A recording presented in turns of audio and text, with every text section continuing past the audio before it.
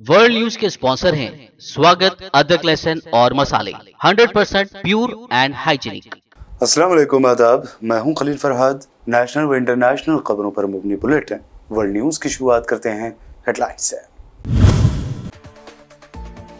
Saudi अरब, UAE, Qatar, Britain और Europe में मनाई जा रही है Eid ul Fitr. Hindustan, Brunei, Japan, Philippine और थाईलैंड में कल 22 अप्रैल को मनाई जाएगी ईद।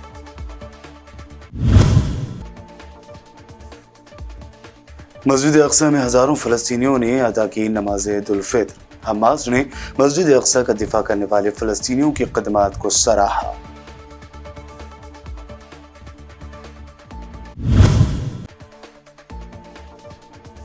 अमेरिकी रियासत मिशिगन के शहर डियरबोर्न में ईद उल फित्र की सरकारी छुट्टी का किया गया ऐलान। इसी तरह का ऐलान करने वाली बनी पहली म्युनिसिपल सरकारी इदारे रहेंगे बंद।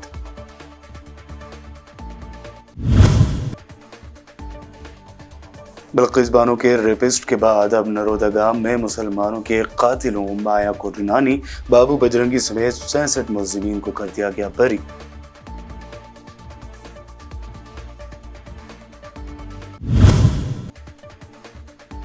पुंछ में फौज पर दहशतगर्दाना हमले की जांच करेगी एनआईए। भारी बारिश का फायदा उठाते हुए फौज की गाड़ी पर हुआ था हमला, 5 जवान हुए थे शहीद।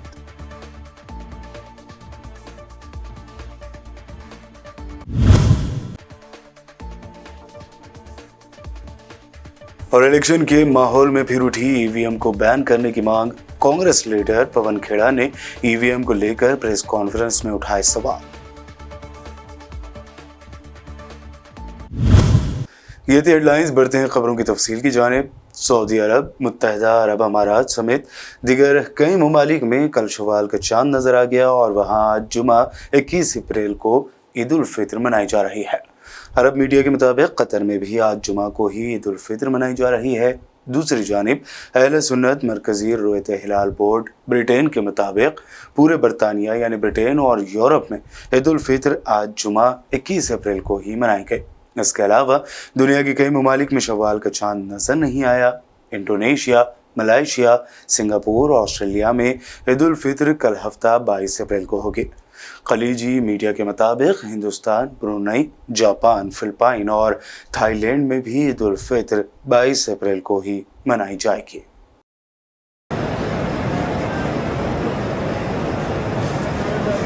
इससे कबल कल रात रमज़ानुल मुबारक के मुक़द्दस महीने की 29वीं शब को मस्जिद हरम में नमाज अदा करने के लिए लोगों की बड़ी तादाद ने शिरकत की। खाने काबा की मस्जिद में रूह परवर नज़ारे दिखे गए, कुरान करीम की तकमील की गई और रिक़्क़त अंगेज़ दुआएं की गई। मस्जिद हरम के अतराफ सड़कों पर भी नमाजियों की बड़ी तादाद मौजूद थी। मक्का मुकर्रमा में फ़िज़ाई तस्वीर ने मस्जिद हरम में की जाने वाली इबादत के मनाज़िर को मज़ीद पुरकशिश बना दिया। वाज़ेह है कि रमज़ानुल मुबारक की 27वीं शब में भी मस्जिद हरम में 26 लाख अफराद ने हाज़िरी दी थी।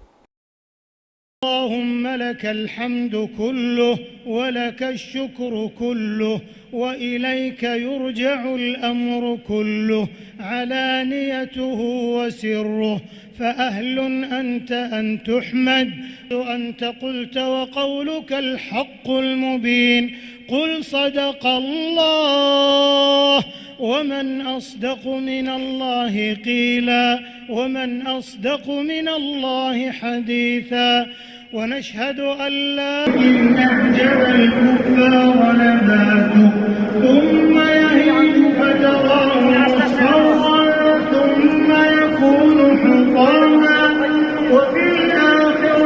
क़ादिमुल हरमैन शरीफैन शाह सलमान बिन अब्दुल अज़ीज़ ने सऊदी अवाम, गैर मुल्कियों और उम्मत मुस्लिमा को ईद उल फित्र की मुबारकबाद पेश करते हुए ख्वाहिश की है कि ईद का त्यौहार अपने हमरा खित्ते में अमन व इस्तेहकाम और सुकून व इत्मीनान की खुशखबरी लाए। सऊदी खबर रसा इदारे के मुताबिक शाह सलमान ने अपने पैगाम ईद में कहा कि अल्लाह ताला हम सब के रोज़े, तरावी, तहज्जुद और दीगर अच्छे काम कबूल फरमाए और बार बार हमें ये त्यौहार मनाना नसीब करे। हमारे मुल्क और दुनिया भर के ममालिक पर पुरअमन व सलामती और इत्मीनान व सुकून का माहौल सायफ़गन हो। मुसलमानों की एक और मुक़द्दस मकाम मस्जिद अक़सा व बैतुल मुक़द्दस में भी ईद उल फित्र मनाई जा रही है। बड़ी तादाद में मुसलमानों ने मस्जिद अक़सा पहुँचकर ईद उल फित्र की नमाज अदा की। इस दौरान हमास ने मक़बूज़ा बैतुल मुक़द्दस बिलख़ुसूस मस्जिद अक़सा का दिफ़ा करने वाले फ़लस्तीनियों की ख़िदमत को सराहा है। हमास की तरफ से जारी बयान में कहा गया है कि हमारे अवाम यरूशलेम और उसके गिरदोनवाह में मौजूद हैं।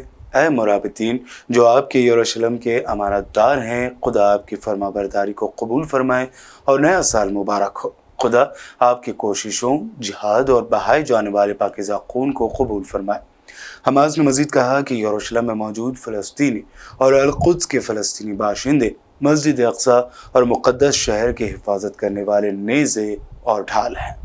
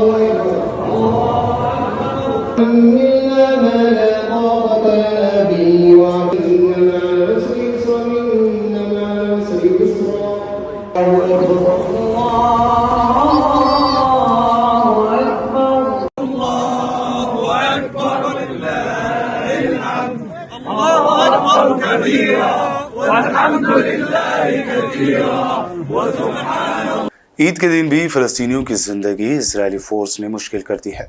गरब उर्दन के तूल क्रम इलाके में फ़लस्तीनी मज़ाहमतकारों और सियोनी फ़ौजियों के दरमियान शदीद झड़पें हुई हैं।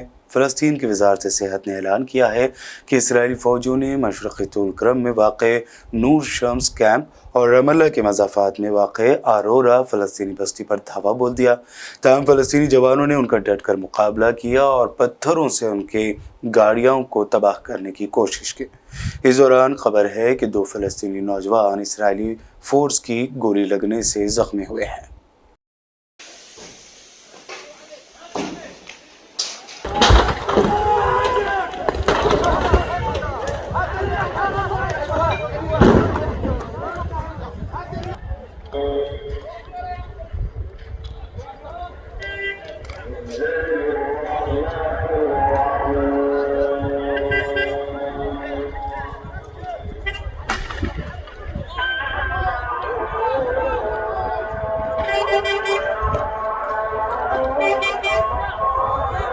उधर इसराइली हुकूमत मक़बूज़ा बैतुल मुक़द्दस में इसराइलियों के लिए तकरीबन 3000 मकानात तामीर करने का नया मनसूबा तैयार कर रहे हैं।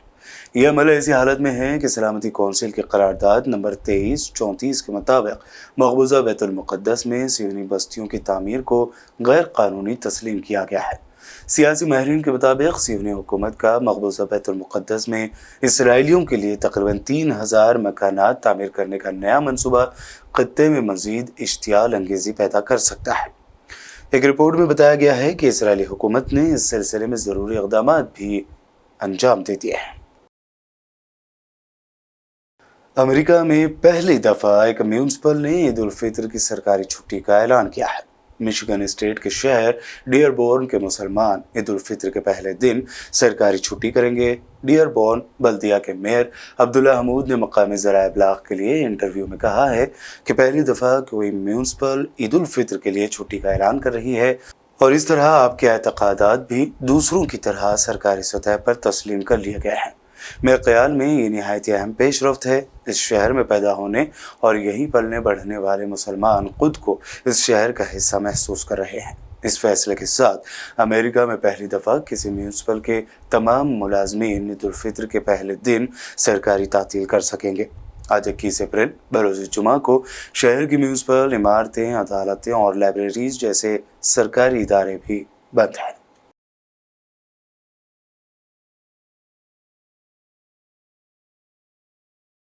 वर्ल्ड न्यूज़ में खबरों का सिलसिला लगातार यूं ही जारी रहेगा। फिलहाल रुकते हैं एक छोटे से ब्रेक के लिए।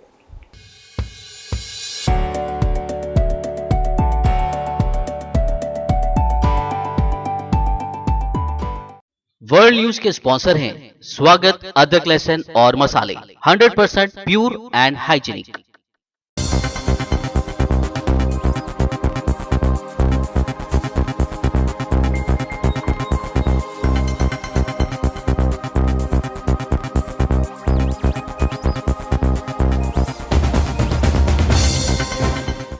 ब्रेक के बाद आगे बढ़ते हैं और अब देखते हैं मज़ीद अहम खबरें। साल 2002 के गुजरात के बदतरीन मुस्लिम कश फसादात में नरोदा पाटिया गांव भी मुतासर हुआ था।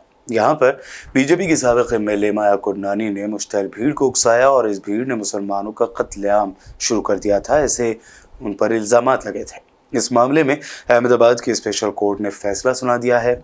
SIT मामलों की ख़ुसूसी जज SK बख्शी की कोर्ट ने नरोदा गांव फसाद मामले में साबिक़ बीजेपी एमएलए व मिनिस्टर माया कोडनानी और बजरंग दल लीडर बाबू बजरंगी समेत 66 मुलज़िमीन को बरी कर दिया है।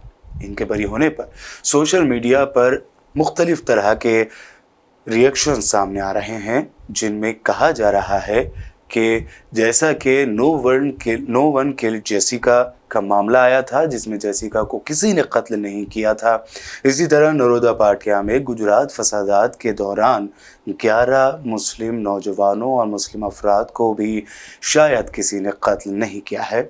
इस तरह के रिएक्शंस ट्विटर व दीगर सोशल मीडिया प्लेटफॉर्म पर सामने आ रहे हैं। उधर ऑल इंडिया मजलिस इत्तेहादुल मुस्लिमीन के सदर और हैदराबाद रुकन पार्लियामेंट असदुद्दीन ओवैसी ने भी बीजेपी पर इसका नाम लिए बगैर तनकीद की है। इस मरतबा असदुद्दीन ओवैसी के तनकीदी हमले की वजह गुजरात की स्पेशल कोर्ट की जानिब से नरोदा गांव दंगों के मुलज़िमीन, जिसमें साबिक़ बीजेपी लीडर और मिनिस्टर माया कोडनानी और बजरंग दल के लीडर बाबू बजरंगी भी शामिल हैं, उन्हें बरी कर दिया जाना है। असदुद्दीन ओवैसी ने राहत इंदौरी के एक शेर के हवाले से गुजरात की बरसर इख्तिदार बीजेपी हुकूमत पर तनकीद की है। उन्होंने लिखा कि जिधर से गुजरो धुआं बिछा दो, जहां भी पहुंचो धमाल कर दो। तुम्हें सियासत ने हक दिया है, हरी जमीनों को लाल कर दो। अपील भी तुम, दलील भी तुम, गवाह भी तुम, वकील भी तुम। जिसे भी चाहो हराम कह दो, जिसे भी चाहो हलाल कह दो। गुजरात से दलित लीडर जिग्नेश मेवानी ने भी नरोदा पाटिया कत्लेआम के मुलज़िमीन के बरी होने पर ट्वीट करते हुए तंज किया है। उन्होंने अपने ट्वीट में लिखा कि इंसाफ का तराजू, जिनके खिलाफ कत्लेआम और गैंगरेप के इल्ज़ाम थे, वो 66 मुलज़िमीन नरोदा पाटिया कत्लेआम केस में बरी हो गए। दूसरी तरफ राहुल गांधी की सज़ा बरकरार है। राहुल गांधी की 2 साल की सज़ा की अर्जी मुस्तरद किए जाने के बाद कांग्रेस तर्जुमान अभिषेक मनु सिंघवी ने प्रेस कॉन्फ्रेंस करते हुए कहा कि राहुल गांधी की आवाज़ न रुकेगी और न झुकेगी। इससे अगर कोई भी समझता है कि राहुल गांधी की आवाज़ रुकेगी, झुकेगी, साइलेंट होगी, तो वो न राहुल गांधी को जानते हैं न कांग्रेस को समझते हैं। राहुल गांधी स्पष्ट और सही रूप से बोलते हैं। वो लोगों के, जनता जनार्दन के न्यायालय में, उनके दरबार में बोलते हैं और उन्होंने कोई गलत न कहा है न कहेंगे, लेकिन अपनी आवाज पुरजोर तरीके से सबके सामने रखेंगे।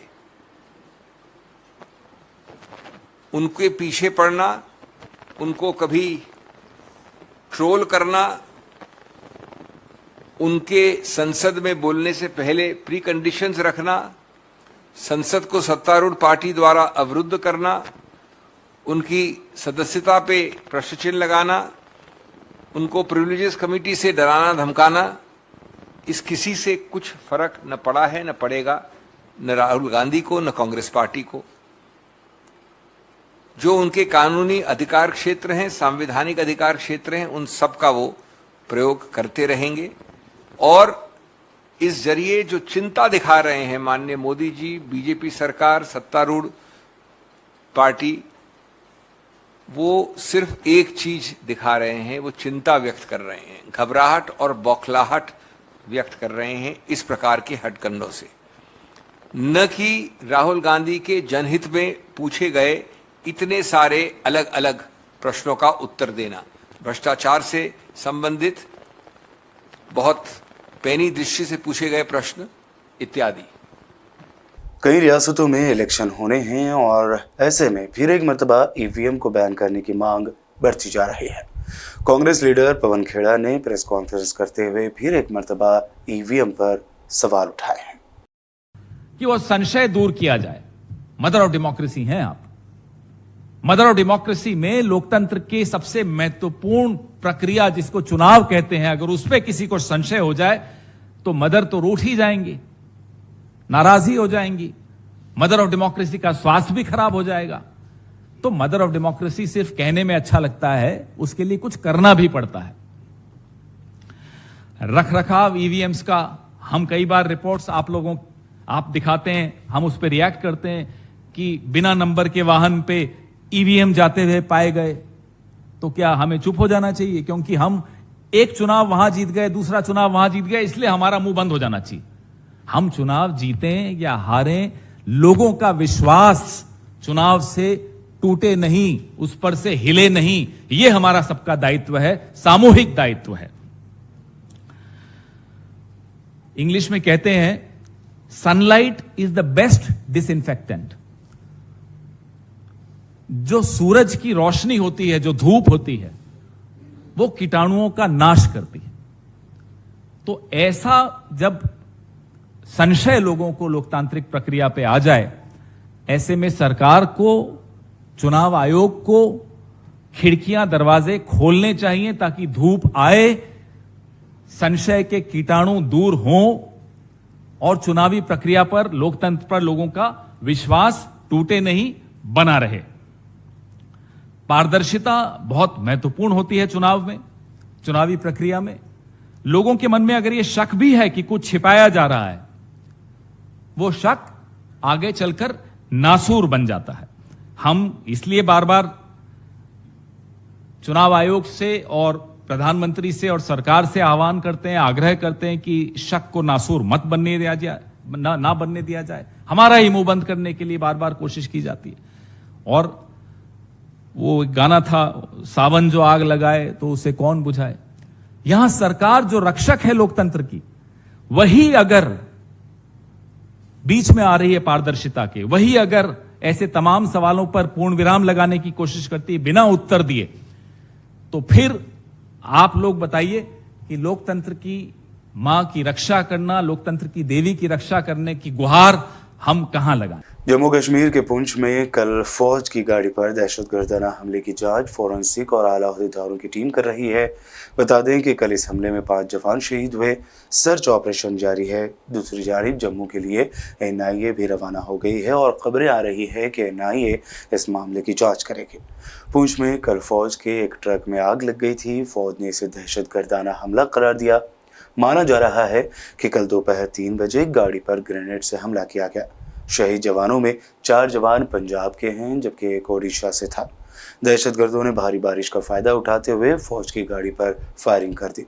इस दौरान ग्रेनेड के मुमकिन हमले से गाड़ी में आग लग गई, जिसमें 5 जवानों की मौत हो गई। कौमी दारुल हुकूमत दिल्ली के साकित कोट अहाते में जुमा को 4 राउंड फायरिंग हुई है, जिसमें न्यू फ्रेंड्स कॉलोनी की एक खातून जख्मी हो गए। गोलियों की आवाज़ सुनकर मौके पर दिल्ली पुलिस के जवान पहुंचे।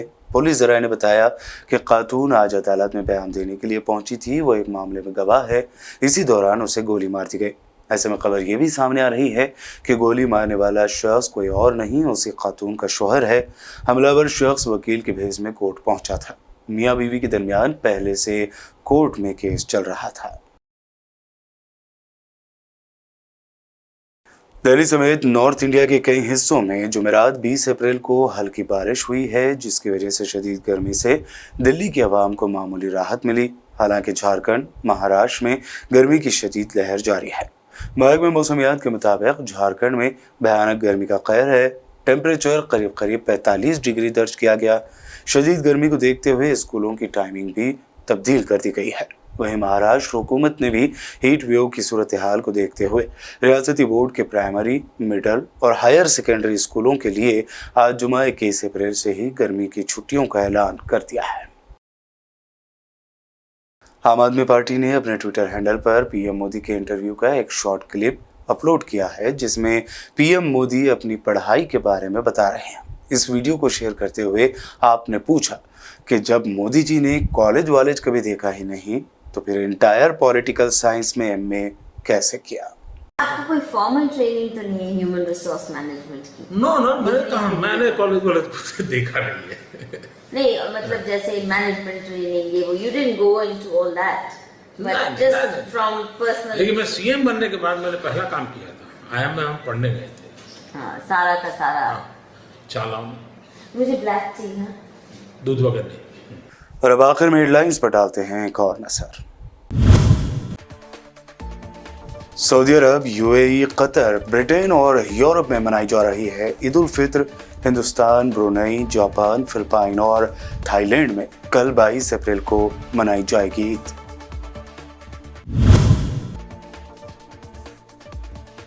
मस्जिद अक्सा में हजारों फलस्तीनियों ने अदा की नमाज ईद उल फित्र। हमास ने मस्जिद अक्सा का दिफा करने वाले फलस्तीनियों की खदमात को सराहा।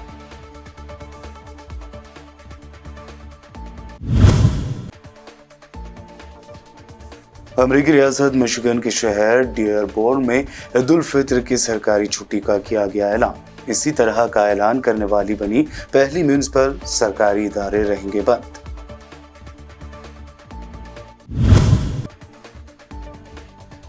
बिल्किस बानो के रेपिस्ट के बाद अब नरोदा गांव में मुसलमानों के कातिलों माया कोटनानी, बाबू बजरंगी समेत 66 मुलजिमीन को कर दिया गया बरी।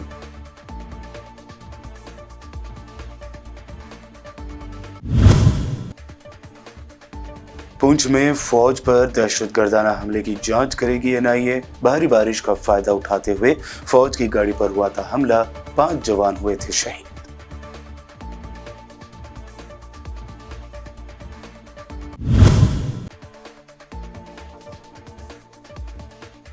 और इलेक्शन के माहौल में फिर उठी ईवीएम को बैन करने की मांग। कांग्रेस लीडर पवन खेड़ा ने ईवीएम को लेकर प्रेस कॉन्फ्रेंस में उठाए सवाल। वर्ल्ड न्यूज में अभी आपने देखी अब तक की अहम नेशनल व इंटरनेशनल न्यूज। ताज़ा तरीन अपडेट्स और दिलचस्प प्रोग्राम्स के लिए देखते रहिए बीबीएन चैनल। बीबीएन चैनल के व्यूअर्स के लिए एक अहम इत्तला। अब बीबीएन चैनल का टेलीकास्ट भारत भर में हो रहा है। हमारे व्यूअर्स भारत में कहीं भी टीवी पर अब बीबीएन चैनल देख सकते हैं। स्क्रीन पर बीबीएन चैनल की टेलीकास्ट डिटेल्स दस्तयाब हैं। इसके अलावा भारत भर में किसी भी एरिया में अगर आप बीबीएन चैनल देखना चाहते हैं तो आप अपने केबल ऑपरेटर को इसके लिए कह सकते हैं। आपकी डिमांड पर वो ज़रूर बीबीएन चैनल टेलीकास्ट करेंगे, क्योंकि बीबीएन एक फ्री टू एयर चैनल है। इसके लिए आपको सिर्फ हमारे दिए गए नंबर पर केबल ऑपरेटर से कॉल या व्हाट्सएप पर मैसेज करवाना है। हम आपके केबल ऑपरेटर तक बीबीएन चैनल पहुंचा देंगे, जिससे वो आपके एरिया में टेलीकास्ट कर सकते हैं। इसके लिए चैनल की हमारी पूरी टीम लगातार काम कर रही है ताकि आप तक बीबीएन चैनल को पहुंचाया जाए। इसके अलावा बीबीएन चैनल को भारत भर में रिपोर्टर्स की ज़रूरत है। अगर आप सहाफ़ी हैं और बीबीएन चैनल से जुड़ना चाहते हैं तो आप भी दिए गए नंबर पर रब्त कर सकते हैं।